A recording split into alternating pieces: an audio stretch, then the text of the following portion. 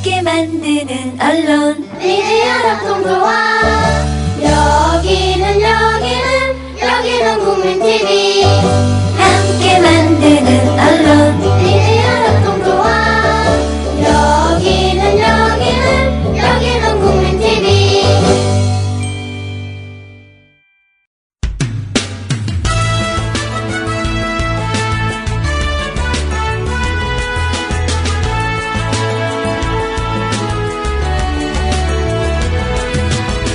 산하의 오역.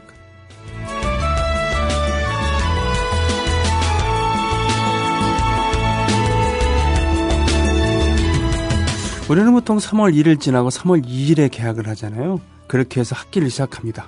그리고 새해는 양력으로 1월 1일에 시작하는데 사람들의 생체 시계로 따지면은 일단 설날을 지내야 돼요. 음력설이 지나야 됩니다.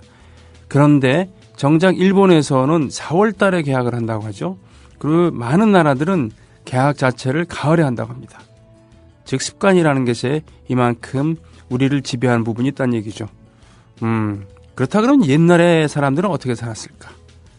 예. 그들은 어떻게 살았을까? 어떻게 행동을 했을까? 100년 전의 상식이었던 것이 지금도 그랬을까? 이런 것을 되짚어보는 시간입니다. 예. 사나님 모시고 이야기를 나눌 텐데요. 일단 중요한 얘기 좀 듣고 오겠습니다. 대한민국 투어. 우리 국민TV 남덕수 조합원님께서 운영하시는 이 대한민국 투어. 이분이 그 20년 경력의 베테랑입니다. 이분의 어떤 경험을 여러분께서는 그냥 버스에 앉아가지고 다 빼먹는 거예요. 20년 동안 쌓아둔 그 빅데이터를. 그렇죠. 버스가 이제 28인승 최고급 리무진 버스도 있고 45인승 좀 더 많은 분들이 타실 수 있는 이런 버스도 있으니까 고급진 여행도 바로 남덕수 조합원님과 함께라면 가능하다. 네. 문의 전화는요 1599-2686번입니다. 1599-2686. 버스 여행하면 2686이 딱 생각이 나네요 벌써. 네. 1599-2686번 아니면 네이버나 다음 같은 그 검색창에서 대한민국 투어 이렇게 검색하셔도 되고요. 그리고 웹사이트 대한민국 투어 한글로 쓰시면 됩니다. 대한민국 투어.kr 이렇게 검색하셔도 언제든 들어가실 수 있으니까 우리나라 국내 여행들도 많이 애용하시기 바라겠습니다. 대한민국 투어였습니다. 한 주를 시작하는 월요일, 오늘도 변함없이 사나님 나오셨습니다. 안녕하십니까? 안녕하십니까? 예. 앙심을 지킨 사람들이요? 양심이요. 그렇죠. 예. 양심을 지킨 사람들. 예. 출판 기념일을 하셨죠? 예, 지난 2월 29일 날 했습니다. 2월 29일 날? 예. 좀 지나긴 했네. 예. 어떻게, 예전에 김동리 선생이셨죠? 예. 한국 문단의 대표격이었던 그런 카리스마. 문여도 등등. 조직도 갖고 있었고 대단한 정력가이기도 했었고 글도 잘 쓰셨지만 또 문단의 권력이기도 했었던 그렇죠. 그분이 한창 좌장격이었을 때 출판 기념회를 가면은 보통은 옆에 빈대떡이 좀 이렇게 쌓여 있고 그리고 막걸리가 좀 놓여 있고 그러면 이제 조촐하게 분인들 모여서 이러저런 덕담 나누고 김동린 선생이 한마디 하고 그 다음에 이제 막걸리 돌리면서 그냥 그것이 출판 기념회였다고 하는데 어떻게 하셨습니까 이번에? 저는 그냥 조촐하게 그냥 페이스북 중심으로 몇 분 모시고 했습니다. 그래서 제가 못 모신 분들이 막 항의도 하시고 되게 뭐라고 하시고 그런 일 있었습니다만은. 그러면 다시 한번 하셔야 되겠네요. 그렇게까지는 아니고요. 양심을 지킨 사람들. 그러니까 유명한 사람도 있지만 유명하지 않은 사람. 그런 주로 분들도 그렇게 계셨고요. 했었습니다. 그렇게 해서 시대의 양심을 지켰던.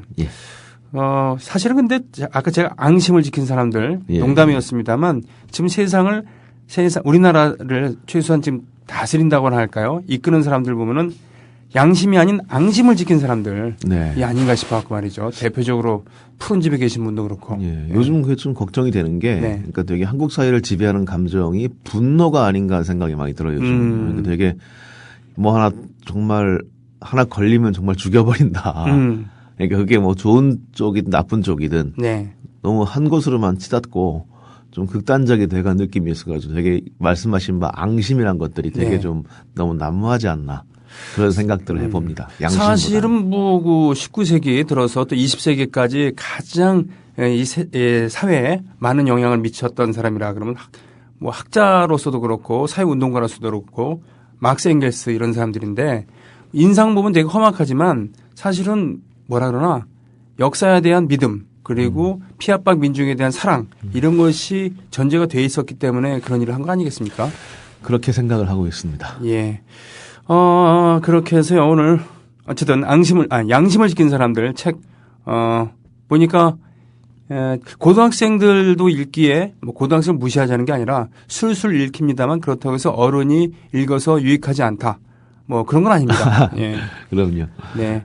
다 읽을 수 있습니다. 네. 청소년도 읽을 수 있고. 네, 오늘 3월 달인데요.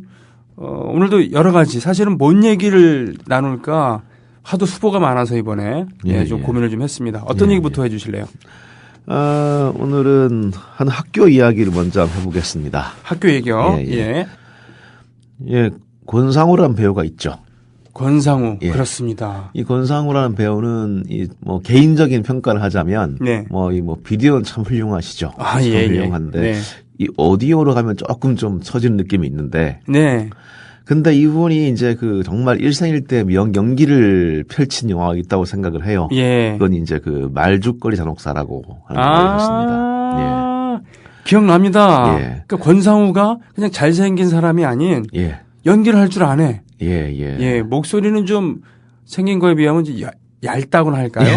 그런 느낌이었습니다. 분명히 그건 연기였어요.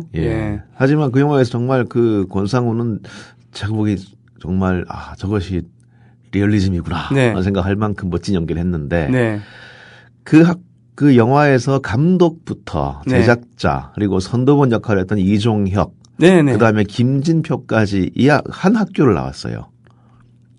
잠깐요. 말죽거리 잔혹사를 감독한 모델이 됐던 학교를 나왔습니다. 그리고 래퍼 김진표 또 선도본 역할했던 이종혁 배우. 거기서 마지막 옥상에서 전투씬. 이종혁 씨. 근데 그 학교 이름이 정문고등학교였어요. 정문요? 그리고 이제 그 학교에서 권상우 씨가 나중에 이제 대한민국 학교 다 가라 그래! 그러면 나오지 않습니까? 그렇죠. 여긴 인터넷 방송이니까 그냥 한번 야구 방망이로 창문을 깨면서 대한민국 학교 다 쫓겨나라. 그렇죠. 정말 명대사였죠. 네네네. 그리고 또 한 영화 있습니다. 정준호 씨가 주연을 했던 코믹 조폭 영화 두사부일체라는 영화 기억하십니까? 그 학교에도 아주 황망한 학교가 하나 등장을 하죠. 교장이 앞장서서 성적을 조작하고 학교를 막 주무르고 급기야 이 학교에 간 조폭이 열받아서 이게 무슨 학교냐 그래가지고 학교를 접수하겠다 이래서 출동을 시키고 부하들을 또 이제 막 교사가 울면서 양심선언을 하고 그런 영화가 있었습니다. 박준규 씨가 나왔었고요. 송선미 씨가 여교사로 나왔었고. 그 학교 이름은 상춘고등학교였습니다. 상춘고등학교였어요. 맞아요. 기억납니다. 말죽거리 잔혹사의 정문고등학교와 정문고등학교. 이다음에 이 두사부일체의 상춘고를 합치면 문제의 학교가 나옵니다. 그러면 정춘고등학교입니까? 아니요, 상문고등학교입니다. 저 알죠. 상문고등학교. 상문고, 아이고. 재단 이사장. 상춘이었잖아요. 상춘식이었어요. 그러니까 상문고등학교 그리고 이 학교와 이 학교의 주인이었던 상춘식은 단군 이래 최대 사학 비리라고 불리는 상무 사태의 어떤 주역이었죠. 그러니까 저는 사실 그때 이 상춘식 이름 보고 상씨란 걸 처음 알았습니다. 상씨가 있구나. 근데 이 상씨 가문에서 또한 되게 인식이 안 좋대요. 이 상춘식에 대해서. 되게 원래 상시 문중이 어떤 세운 학교였는데 그걸 몽땅 다 이제 가로챘던 이제 그런 사람이라고 합니다. 그렇군요. 근데 이제 1994년 3월 14일에 강남 경찰서 기자실에 한 몇 명의 이제 교사가 찾아와서 이른바 양심선을 하면서 선생님들이 그의 복마전이 붕괴되기 시작을 했습니다. 7명이 왔습니다.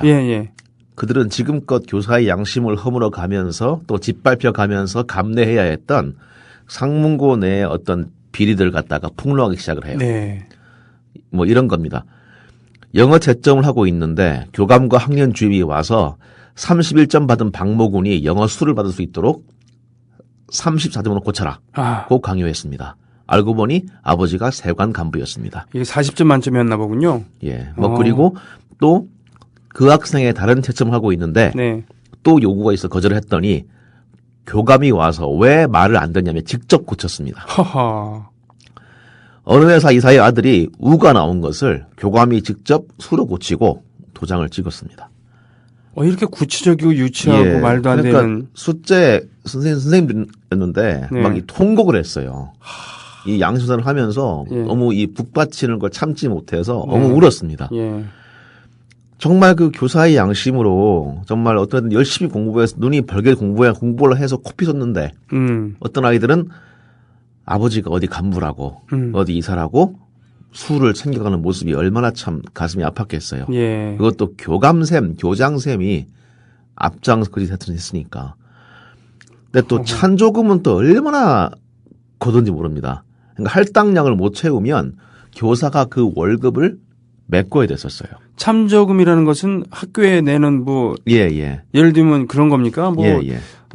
식당을 개보수해야 되니까 돈이 예. 필요하다. 예. 화단 가꾸기 하는데 돈이 없다. 예. 이런 겁니까? 그렇습니다. 예. 그러니까 한 교사에 따르면은 한 학생은 공부를 잘하고 인기도 많았대요. 예. 그 반장 분명히 나오려 했는데 네. 또 대노였는데 아버지가 버스 기사라는 이유로 반장을 맡지 못했습니다. 근데 3학년 돼가지고 선거가 도입된 뒤에야 반장을 했고, 예. 이제 회장을 맡았는데, 그 학생 부모한테도 학교 요구가 갑니다. 기부금을 내시오. 참, 담임선생님은 그 버스 모시는 부모한테 예. 돈 100만 원을 받아 들어가면 가슴을 쳤을 겁니다. 내가 이렇게 해야 되나. 근데 정말 딴 수가 없었겠죠. 그 돈을 못 내면 자기 월급에서 채워야 되니까. 그나마 요즘 버스 기사들은 버스 운전하시는 분들은 예. 그 예전 20년 전에 비하면 처우가 좀 나은 편이라고 할 수 있겠죠. 그렇죠. 네. 근데 이제 또 그것도 사실 그런 게 얼마나 심했냐면 네. 그 학교 옆에 세워진 재단 소유의 골프 연습장이 있었는데 네네. 그 선생님들로 하여금 거기서 공을 줍게 했었어요. 학교에서.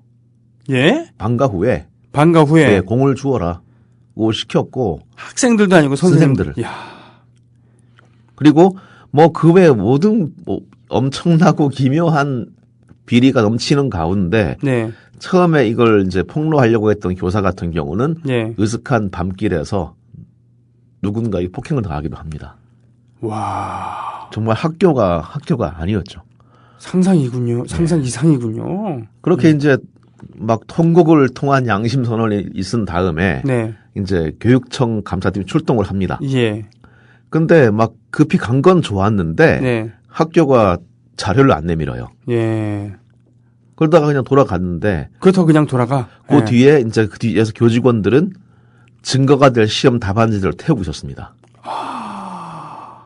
그러자 이제 그 학생들이 예. 달려나와서 쪽지에 막 적어서 기자에게 전하고 증언을 하고 네네. 파이팅을 외치고 그런 풍경이 벌어졌습니다. 선생님들이 먼저 나섰는데 예. 그거 증거 인멸하는 또 딴 사람이 있었고 예, 또 학생들은 그 앞에서 화이팅 하면서 이런 일이 있었답니다 하면 알려주고 예. 그런 진풍경이 펼쳐진 거죠. 이미 학교가 아니었어요. 그러게요. 그러니까 교장과 이사장을 꿰찬 부부의 왕국이었고 그 부부가 그랬거든요. 돈벌이 밭이었고 거의 그냥 교사들을 농노같이 거느리 본 건 영주였죠. 그렇군요. 그러니까 또 재미있는 사건이 있었던 게 85년도에 과외가 금지된 상황에서 네. 사회정합위원회는 그 상문고등학교 교장이 예. 영어 수학 담당 등의 4명 교사를 동원해서 비밀 과외를 해왔던 걸 밝혀내요. 근데 그 교장은 누구겠습니까? 그 상춘식이었죠.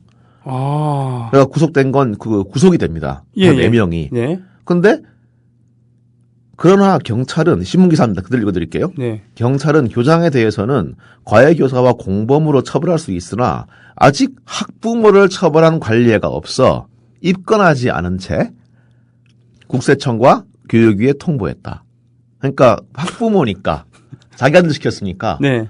그러니까 그 교사들은 처벌됐는데 구속이 됐어요. 네. 근데 교장은 학부모니까 구속이 안 된 거예요. 학부모이기 이전에 자신의 권력을 지위를 이용해서 예. 근데 그런 거예요. 세상에 말도 안 돼요. 그런 일이 있었죠. 그러니까 자기 권력을 이용해서 그렇게 했는데도 학부모라는 이름 학부모이기 때문에 입건도 안 된 겁니다. 예. 그 기묘한 나라가 대한민국이었어요. 그러니까 이쯤 되면 우째 이런 나라가 하실지 모르겠습니다. 그런 말입니다. 네. 영화 두사부일체에서 그 상춘만 교장 그렇게 얘기합니다. 뭔가 착각하고 있는 모양인데 널른 게 선생이야! 라고 얘기하죠. 근데 아마 상춘식 그 상문고의 교장은 아마 그렇게 얘기하고 싶었을 것 같습니다. 뭔가 착각하는 모양인데 여기선 사립학교 주위 장땡이야! 라고요. 그 사람들은 원래 그 이 상춘식 부부는 네. 원래 그 젊었을 때는 거의 뭐 14평 아파트에 생활하던 사람이었어요. 네. 근데 20년 만에는 200억 원이 훨씬 넘는 거부가 됐습니다. 그러니까 예. 자기가 세운 학교도 아닌 문중에서 세운 학교를 슬쩍 이제 가로채가지고 가로채서 학교 장사를 통해서 이제 한 200억을 넘게 벌었다고 하고 교장실에 1층 거실은 대리석이었고 그 다음에 각층 복도에는 카펫이 쫙 깔려 있었고 샹들리에가 매달려 있었고 그리고 뭐 인공 연못까지 있었다고 합니다. 그 저택에는. 자기 저택에. 예. 그러니까 이건 학교가 아니었네요. 학교가 아니었죠. 야, 아니 사실은 저는 상문고등학교라는 이름을 알고 있었고요. 예. 저도 뭐 당시에 그 강남에 있는 학교를 다녔습니다만 저랑 친하게 지내던 같은 동아리를 하고 있었던 그 동아리 학교가 서울고였거든요. 그렇습니다. 뭐라고 불렸냐면은 그 상문고등학교는 서울고랑 가까이 있었어요. 예. 그 서울고 애들이 아니면 다른 애들이 상문고는 서울고 옆에 붙어 있는 큰 화장실이다. 뭐 이런 아주 그 몹쓸 얘기까지 해가면서 예. 그리고도 상문고등학교 다니는 애들은 되게 고생 많이 한다. 그렇죠. 예. 이제 가여워하는, 측은해하는 그런 거였거든요. 근데 이제 왜 이렇게까지 됐나. 네. 참 의심스러운데. 근데 재밌는 거는 일단 이 사건으로 이제 교장, 그 상춘식 등등이 구속이 되긴 돼요. 네. 94년도에 예. 그 선생님들 양심 선언으로 의해서 촉발된. 근데 그렇게 사건이. 이제 횡령 등 혐의로 구속이 됐지만 네. 그 금액을 다 갚은 뒤에는 네. 또다시 학교 이사로 복귀를 합니다. 이사진으로. 아. 그러니까 너무 반발이 또 심하니까 네. 교육청이 이사진 승인을 철회를 하는데 네. 이번엔 교장 일가가 행정소송을 내요. 음. 근데 이 재판부가 그 교장의 손을 들어줍니다. 그리고 그때부터 또 사문고 또 한 번 또 엄청난 소용돌이 휘말리게 되죠. 그러니까 2001년도 그 상문고 입학식에서 네. 이제 어떤 일이 벌어지냐면 그날 이제 그 장아무개한 교장이 임명이 돼요, 학교에. 네. 그런데 이 장아무개는 바로 그 94년 당시, 94년 그러니까 교사들의 당시. 양심선언 당시에 네. 바로 교감이었어요. 그러니까 그 선생님한테 직접 그 예. 고치라 그러고 아니면은 그렇죠. 말 안 듣는다고 자기가 직접 성적 조작했었던? 조작을 예. 시켰고 예. 본인이 했던 그래서 감옥까지 갔다 온 사람이었어요. 근데 어떻게 교장이 돼요? 근데 그런 사람을 교장으로 임명을 한 겁니다, 이사진에서. 허허. 그리고 그 교장이 이제 입학식에서 훈활하겠다고 예. 들어온 거죠. 네. 그 당시 법이 그 천하없는 비리를 저지른 사람도 2년 뒤에는 복귀가 가능했어요. 사학법 자체가. 그런 법이 어디 있어요? 그런 법이 있습니다. 있었습니다. 근데 그 사람이 이제 했다는 말이 네. 정말 참 이 교육자라는 사람의 얼굴이 얼마나 두꺼울 수 있나를 그 시험하는 그런 말 같은데 이런 네. 말을 해요. 그때 나는 위에서 시켜 한 죄밖에 없습니다. 앞으로 열심히 하겠습니다. 이게 조폭 얘기인가요, 이게? 교장 얘기입니다. 위에서 시켜, 무슨 군인도 아니고, 네? 근데 왜 이렇게가 됐을까요? 궁금하시죠? 예. 근데 사실 공범이 되게 많았을 겁니다. 아. 그러니까 이를테면은 제 말은 교장 외에 그 네. 교감도 공범일 것이고요. 네. 그 다음에 또 하는 그 학부모들. 아. 우리의 성적이 잘 나오겠지요 하면서 돈을 지어주는 학부모들이 계실 거고요. 또 돈을 줄 능력은 안 되지만 어쨌건 그 학교 애들을 잘 휘어잡고 공부를 시켜서 좋은 대학 많이 보내니까 그냥 눈 감고 있자라고 생각한 분도 많을 거고요. 그러게요. 입시 성적은 좋았거든요. 그 학교가. 예. 애들을 잡아서 그렇지. 또 애들도 학생들도 그걸 알고 있었겠지만 네. 아유 난 졸업하면 땡이고 네. 좋은 대학 가면 그만이야 네. 라고 하는 학생들. 그 모두의 묵인과 좌시 앞에서 네. 그런 말도 안 되는 일이 결국 발생을 했고 덩치를 키워왔던 거죠. 네. 하지만 그 입학식에서 말입니다. 네. 입학식에서 문제의 교장, 네. 왕년의 교감은 끌려 나옵니다. 누구한테요? 바로 교사와 학부모와 선배들에 의해서. 아, 졸업생들이요? 상문고, 예. 예. 그분들은 30줄에 접어든 분들이 학교에 몰려가서 정의는 살아있다. 상문인 일어서라. 팻말을 들고 싸웠고 데모를 했고 결국은 그분들이 그 교감을 끌고 나와요. 오, 세상에. 그러니까 법은 멀고. 예. 네. 그러니까 그렇습니다. 그러니까 항상 그 상문 고등학교의 선생님들이 정말 참다 못해서 울면서 그 사실을 토로하지 않았더라면 네. 또 거기에 이제 또 분노해서 학생들이 자기의 비리를 스스로 폭로하고 언론인들에게 알리고 하지 않았더라면 네. 또 그 뒤에 복귀한 교감을 놔뒀더라면 네. 또 정말 그 30줄 들어간 사람들이 학교 앞에 몰려가서 외치지 않았더라면 네. 아마 안 바뀌었을 겁니다. 그렇군요. 그러니까 울분은 토하기 쉽습니다. 근데 그렇게 행동하지 않고는 바뀌는 게 없겠죠. 영화의 제목처럼 두사부일체, 예, 두목과 선생과 뭐 부모는 뭐 일체다 이런 게 아니라 졸업생들과 선생들과 그리고 재학생들 일체가 돼서 그렇군요. 그런데 지금 뭐 텍스트를 잠깐 봤습니다만, 교사께서 양심선언을 한 부분이 있다고요. 요걸 좀 읽으면서 좀 마무리 좀 해야 되겠군요. 제가 한번 읽어봐도 될까요? 상교장은 학교를 입시사관학교로 만들었습니다. 교사와 학생들을 옥죄어 명문대학교에 많이 입학시키면 모든 부정이 덮어진다는 것이 상교장의 생각이었습니다. 이 얘기였군요. 예, 맞습니다. 그 얘기였습니다. 여기서 모두 공범이었군요. 그러고 보니까 또 상으로 시작하는 상지대학교. 거기도 김문기라는 사람이 그렇습니다. 불법으로 그 학교를 뺏었고 원래 그 부사관들을 교육시키기 위한 그런 특수한 목적이 많이 있었던 그 상지대학교를 ROTC 일기 출신의 김문기가 뺏은 다음에 학업민주화투쟁 때 말하자면은 그 상문고등학교 때처럼 그런 동문들이 힘을 써서 쫓아내고 그리고 성내원 선생을 이도명 선생이었나요? 성내원 교수님이었을 겁니다. 민주화된 이사진을 모시고 또 바꿨습니다만 몇 년 전에 돌아왔잖아요. 예. 제가 그저께 이제 오랜만에 저는 고등학교 동문회를 안 나가다가 오랜만에 나갔는데 거기서 너무나 놀라운 얘기를 들었습니다. 뭔 얘기요? 저희 학교도 상당히 심했거든요. 네네. 근데 이제 서울대학 나온 친구한테서 무슨 얘기 들었냐면은 그 친구는 후기 시험 봤대요. 그 당시 전기 후기 있었는데 이 친구는 전기 서울대학 가서 재수를 하려고 했는데 후기 시험을 선생님이 보라고 했답니다. 이유는 그 반에 이제 부자 친구 앞에 앉아서 답안지를 보여줘라. 그걸 지시를 했고 얘기를 했고 학생 그걸 해야 했답니다. 세상에. 이건 그러니까 한마디로 그 학생의 인생을 망칠 수 있는 일이었거든요. 그렇죠. 그런데 그걸 지시했고 그걸 실제로 했다고 합니다. 그러니까 그러더군요. 그러니까 술 먹으면서 정말 그 선생 개새끼였다고. 저 동의합니다. 저는 그 선생을 지금 만나면 한 대 뺨을 때릴 요량도 있습니다. 그렇군요. 참 슬픈 나라였습니다. 사학법 개정안에 반대해서 촛불을 들었던 당시의 야당 지도부 생각이 납니다.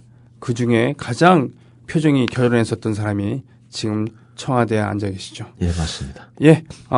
이 두사부일체의 영화 진짜 얼마나 한해 맺혔으면 영화로도 두 개나 나왔을까요? 두사부일체와 말죽거리 잔혹사. 궁금하신 분들은 이 영화들을 보시고요. 두사부일체 마지막 부분에 나왔었던 스승의 은혜 이거 들으면서 다음 에피소드로 넘어가겠습니다.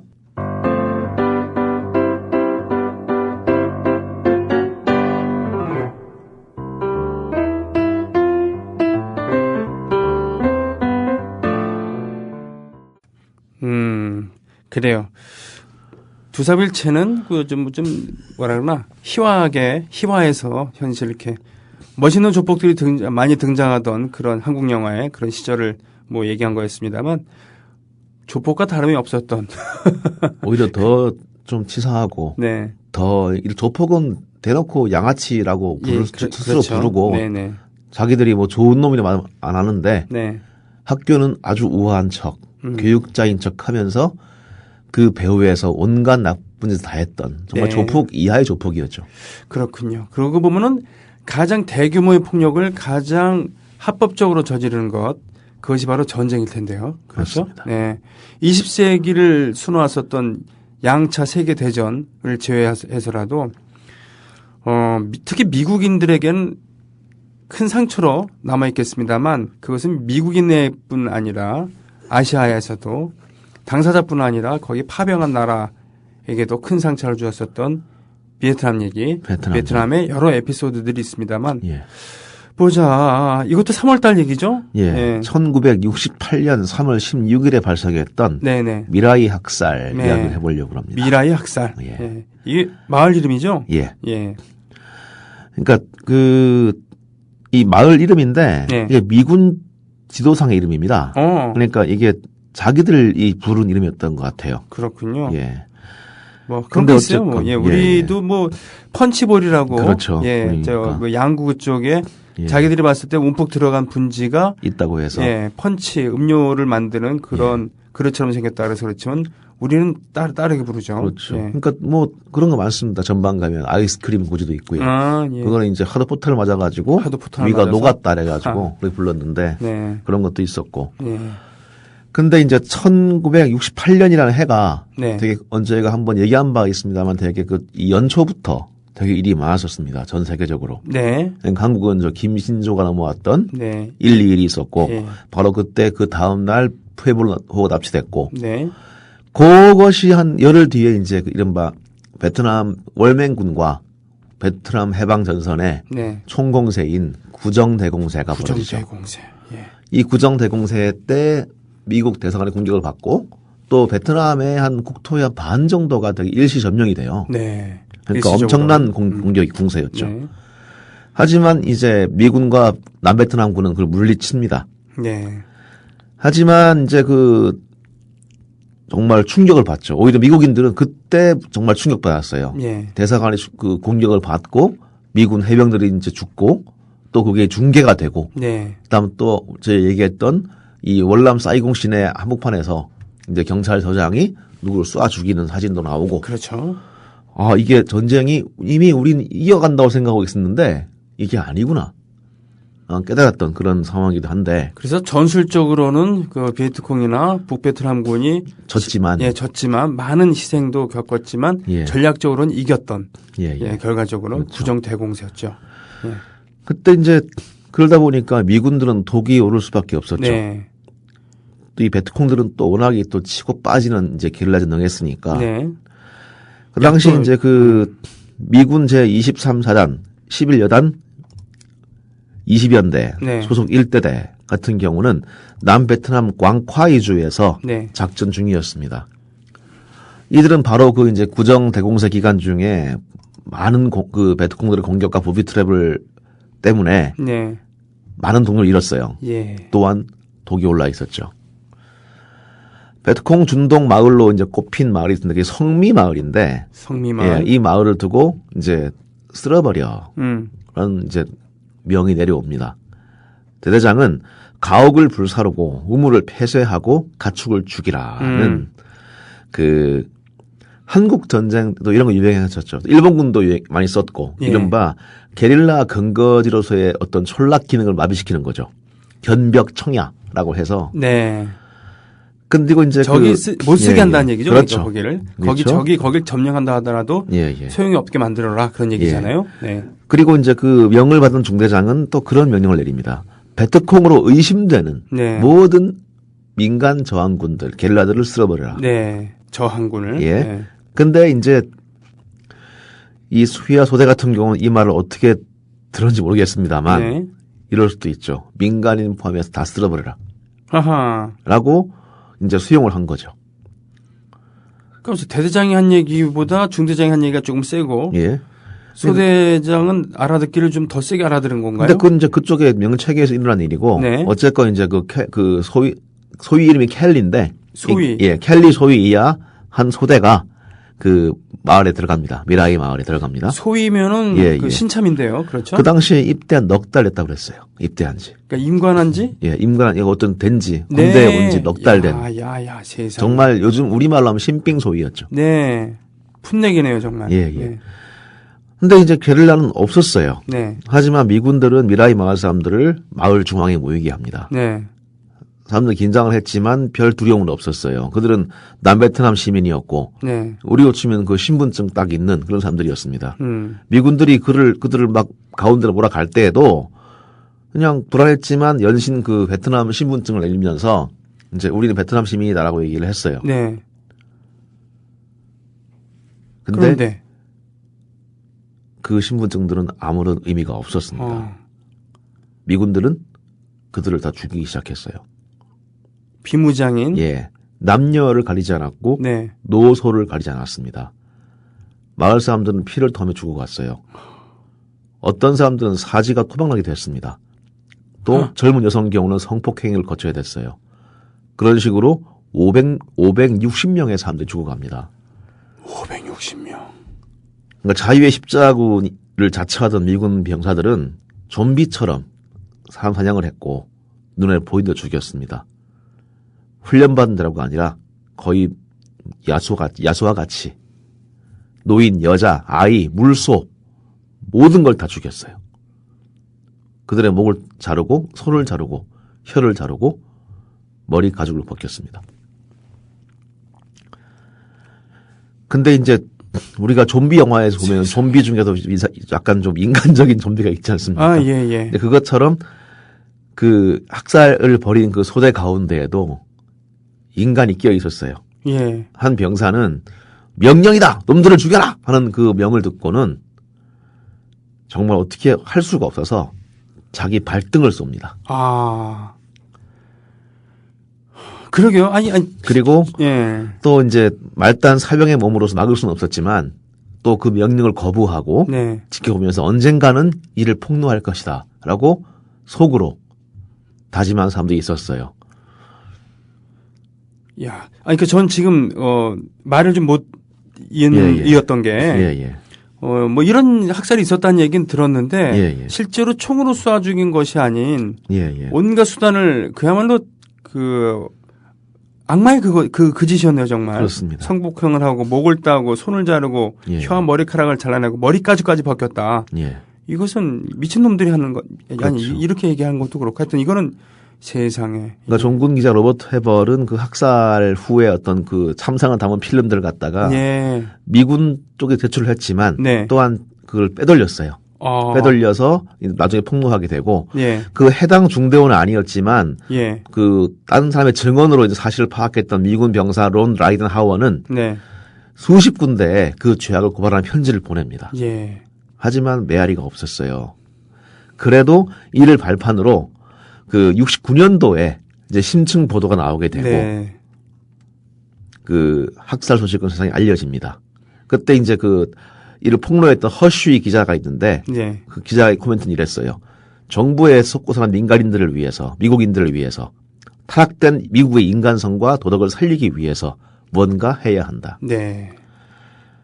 좀비들이 정말 그 M16을 휘두르고 사람을 칼로 목을 자르고 할 때 그 참상 속에서 인간들 몇 명 더 있었습니다. 그 중에 하나가 작전 지원 나왔던 헬기 조종사였어요. 휴 톰슨. 이라는 사람인데 그런 헬기를 조종하다가 이제 그 광란을 봅니다. 보고는 헬기를 착륙시켜요. 그리고 달려갑니다. 켈리 소위한테. 그리고 묻죠. 지금 뭐 하는 겁니까, 소위님? 소위가 대답합니다. 명령대로 내 일을 하고 있어. 무슨 명령입니까?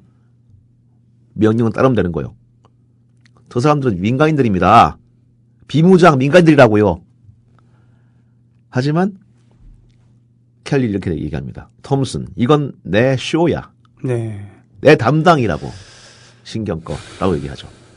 근데 뭐 일단 계급은 깡패니까 그 톰슨은 헬기 돌아갑니다. 근데 현장을 계속 주시하던 중에 가까스로 숨어있던 베트남 사람 몇 명을 발견을 해요. 근데 그들이 또 미군들한테 걸립니다. 미군들은 그 소총을 다시 그 갖다 대려고 해요. 베트남 사람들한테. 그때 톰슨을 외칩니다. 자신의 기관총 사수한테. 착륙한다.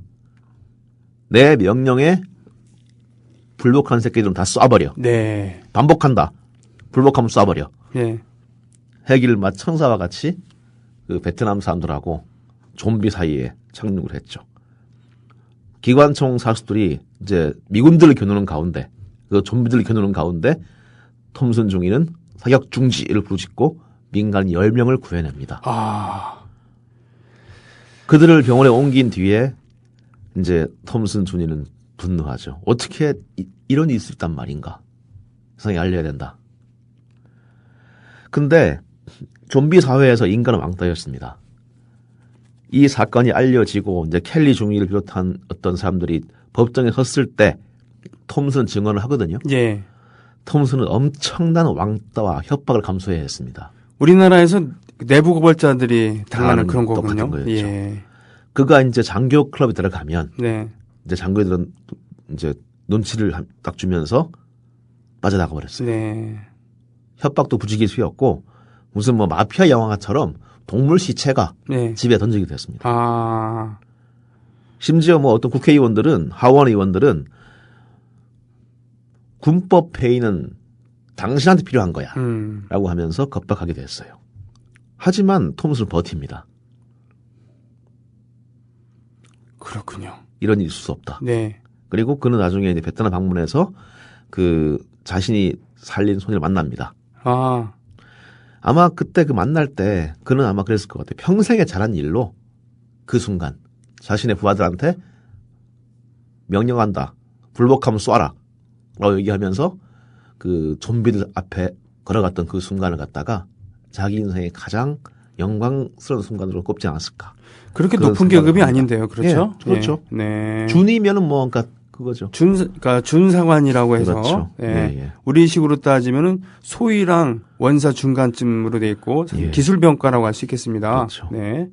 근데 이제 학살자 켈리 중위는 이제 종신형을 선고받았는데. 네. 그나마 이제 3년 뒤에 그 특사로 풀려납니다. 그 외에 어떤 처벌자는 아무도 없었어요. 결국 이제 수백 명 양민을 죽인 책임은 아무도 안 진 거죠. 그러면서 이제 미국 정부는 미국이 잘하는 일이긴 한데 휴 톰슨 주니를 내세워서 네. 스스로의 죄의식을 덮니다. 어떻게 해요? 그러니까 톰슨과 당시 기관총 사수들한테 무공훈장을 수여한 거예요. 야, 그건 대한민국보다 훨씬 낫네요. 그건 낫죠. 네. 그랬군요. 그러니까 그 자리에서 그렇게 표현이 돼요. 미라이는 미군 역사상 최대의 치욕이다. 라는 표현을 사용을 합니다. 역시 그 헐리우드의 나라는 달라요. 예. 쇼를 할 줄 알아요. 하지만 그 치욕을 감당하는 사람은 없었죠. 근데 지금도 그 미라이 마을 성미마을에 가면 네. 이제 그게 서 있다고 해요. 박물관이. 네. 학살 박물관이 서 있는데 그 박물관 한쪽에는 이제 한국군도 하나 걸려 있대요. 사진이. 그래요? 예. 거기에 이렇게 표기되어 있다고 합니다. Korean Mercenary. 한국군 용병. 메스너리가 용병이라는 예, 뜻입니까? 예. 그렇군요. 예. 그렇습니다. 우리도 베트남에 갔었습니다. 자, 우리가 소녀상에 대해서 애틋한 감정을 갖고 있다 그러면 우리가 베트남에 대해서도 좀 더 냉정한 시각을 조금 가져야 되지 않는가 싶습니다. 베트남에 파병되었었던 거기서 한국인들이 저질렀을지도 모르는 그런 만행들이 있다고 한다면 그러니까 증언들이 있으니까요. 네. 확실히 조사를 해서 네. 정말 그 정부 차원의 조사를 해서 사실이면 분명히 사과를 하고 네. 배상을 해야 한다는 생각을 합니다. 오히려 그랬을 때 확실하게 한국인의 소행이 아닌다는 것도 이 덤택을 써서 예를 들면은 도매금으로 넘어간다라고 하는 억울한 느낌이 없어질 수도 있겠죠. 예, 그렇게 해야죠. 그런 일이 없게 하기 위해서라도 네. 정말 그 증언이 있다면 그렇습니다. 정말 정부 차원 조사가 필요한 게 아닌가 생각을 합니다. 알겠습니다. 예. 이 에피소드 마치면서 롤링스톤즈가 바로 베트남전을 반대하면서 발표했던 음악이 있죠. Painted Black 듣습니다.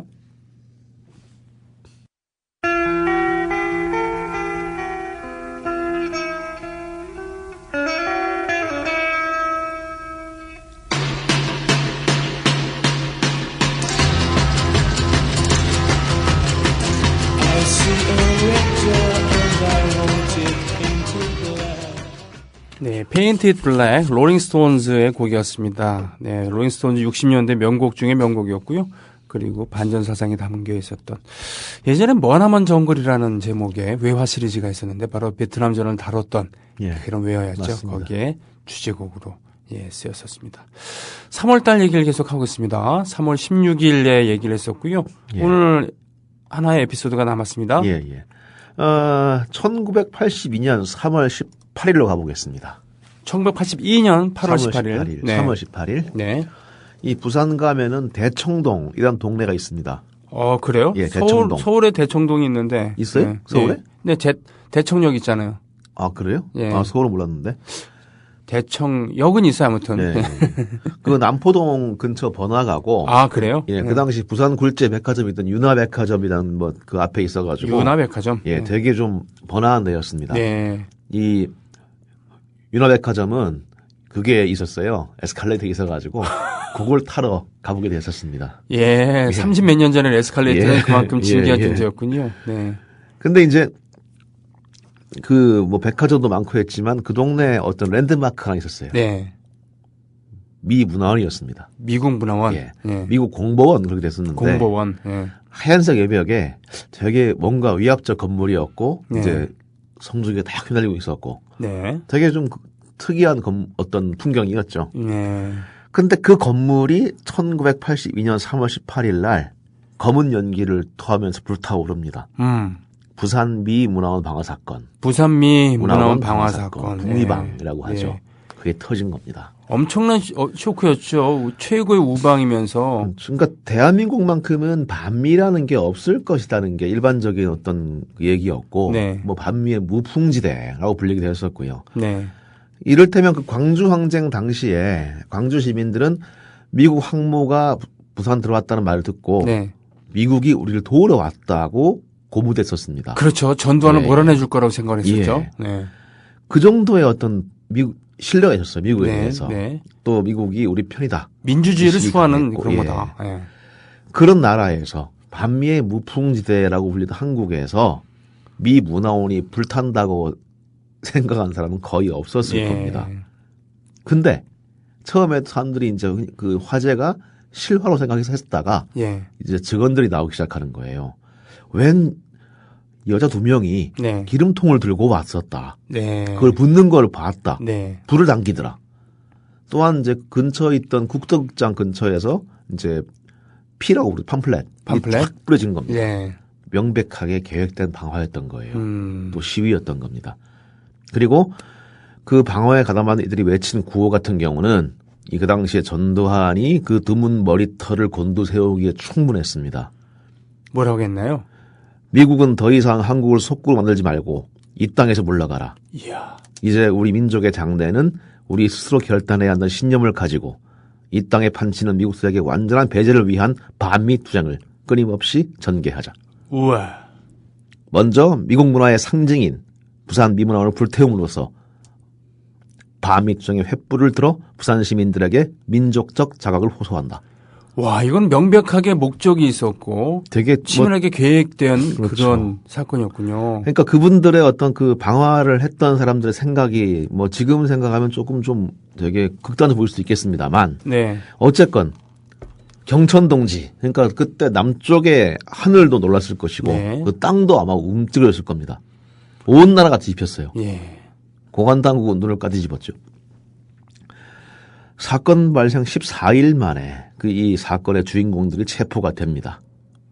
그러니까 그 문부식과 김은정이요. 그리고 이제 그들을 조종한 김현장이라고 이제 조종했다는 혐의로 그리고 이제 그 문부식과 김은정을 돕고 이제 시위를 준비했던 사람 다 체포가 돼요. 네. 근데 실상 이 문부식과 김현장한테 사형이 선고됩니다. 네. 남학생 2명한테. 예. 근데 또 어쨌건 이때는 또 파장 컸던 게 한 명이 죽었어요. 아쉽게도 안타깝게도. 도서관에서 공부하고 있다가 네네 학생이 한 명 죽었죠. 불길을 빠져나오지 못합니다. 예. 그러니까 그 어쨌건 방화에서 그치면 좋았겠으나 인명피해였던 건 이분들한테 되게 안 좋았죠. 예. 그리고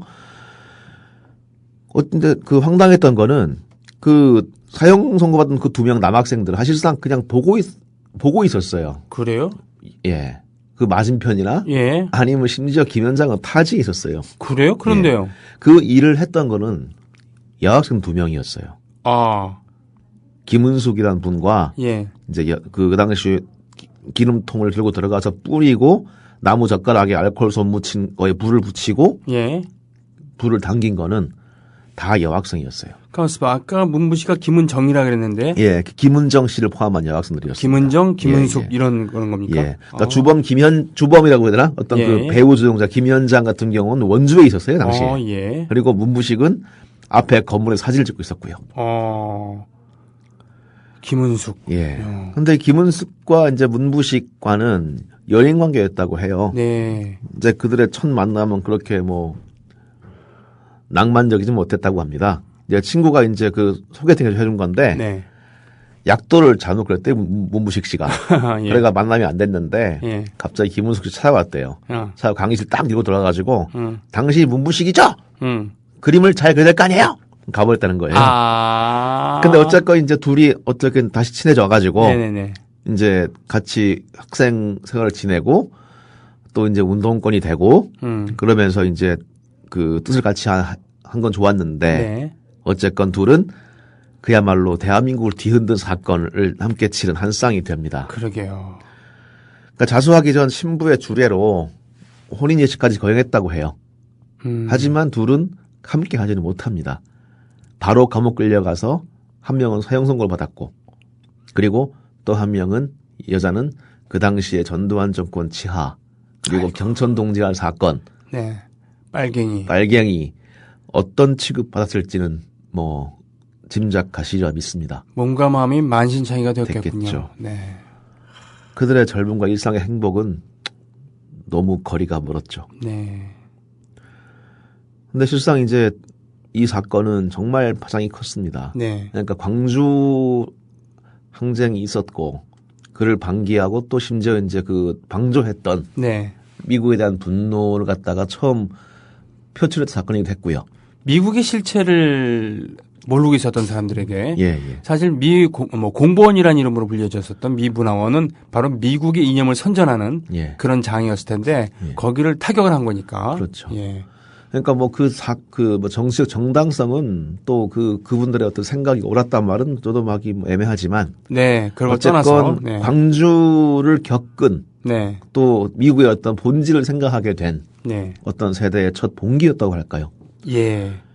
근데 이제 어쨌건 그 김은숙 씨, 그 당시에 가장 어떤 주동적으로 방화에 가담했던 그분은 출소 후에 네. 정말 담담하고 묵묵하게 현장을 지키며 살았습니다. 동화 작가로 활동하기도 했고, 네. 어떤 이제 평화시장 근처에서 예. 노동자 자녀들을 위한 공부방도 운영하면서 그렇다고 그러면 지금 의원으로 계시는 전순옥 전태일 열사의 동생과 일을 같이 했었습니다. 예. 그러니까 하루 4시간밖에 못 자면서도 항상 밝았다고 해요. 네. 근데 그분한테 이제 위암이란 병마가 닥칩니다. 그래서 언제 임수경 의원이 아마 의원 되기 전일 것 같은데. 예, 의원 되기 전이에요. 예, 알아요. 예. 트윗을 하면서 이제 이 사정을 알려요. 그분이 지금 지치고 외롭고 아프고 가난합니다. 그렇게 살았고 그렇게 사위로 갑니다. 라는 트윗을 올렸고 그제야 사람들의 아득한 기억 저편에 있던 이름, 분위방과 그 김은숙의 이름을 기억해냅니다.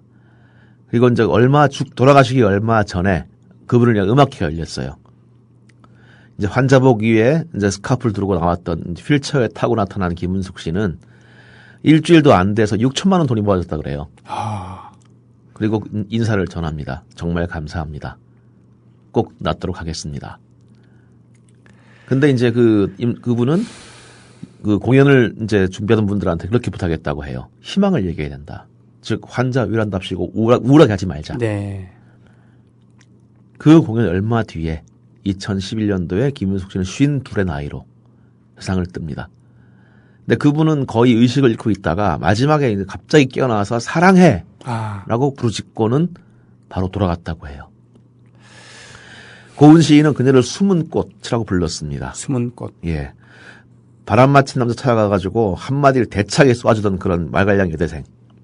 또 대낮에 기름통을 들고 미국 문화원 문을 박찼던 당찬 여성은 그렇게 정말 어두운 곳에서 후미진 곳에서 그 작은 꽃을 피워내다가 일찍 시들고 말았습니다. 애인이었던 문부식 씨가 감옥 생활을 하면서 시를 쓰고 시집을 냈었죠. 그리고 그 시에다가 임준철 씨가 곡을 붙인 꽃들이라는 노래가 있었습니다. 그 후에 각기 다른 인생을 살아갔습니다만 문무식이라는 이름은 가끔 우리가 이러저런 정당 활동이라던가 시민단체 동정에 가끔 이름이 나옵니다만 김은숙이라는 이름을 몰랐었죠. 김은숙을 이렇게 기억하게 돼서 참 유감입니다만 분명히 이런 시절이 있었고 그리고 그들이 했던 것이 옳으냐 그러냐를 떠나서 미국에 대한 다른 인식을 주게 되었던 그런 그야말로 경천 동지할 사건을 일으켰었던 청춘들의 이야기. 그리고 아울러 어쨌든 그 가운데 순자했던 또 정말 애꿎은 대학생 명복을 또 빌어야 되겠죠. 알겠습니다. 자, 그런 의미에서 미셸 볼라레프가 불러주는 누가 우리 할머니를 죽였는가라는 그런 5월의 노래의 원곡이었죠. 바로 광주 진실을 알리기 위한 그런 부산미 문화원 방화 사건. 네, 그걸 생각하면서 듣겠습니다. 자, 다음 주에 뵙겠습니다. 네, 감사합니다.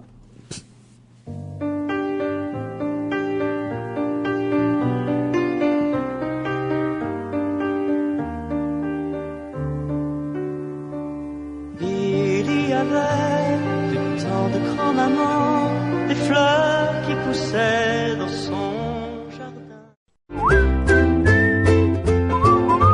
국민라디오 팟캐스트 응원하는 가장 쉬운 방법 아시나요? 다운로드하기, 별점 주기, 댓글 달기, 구독하기.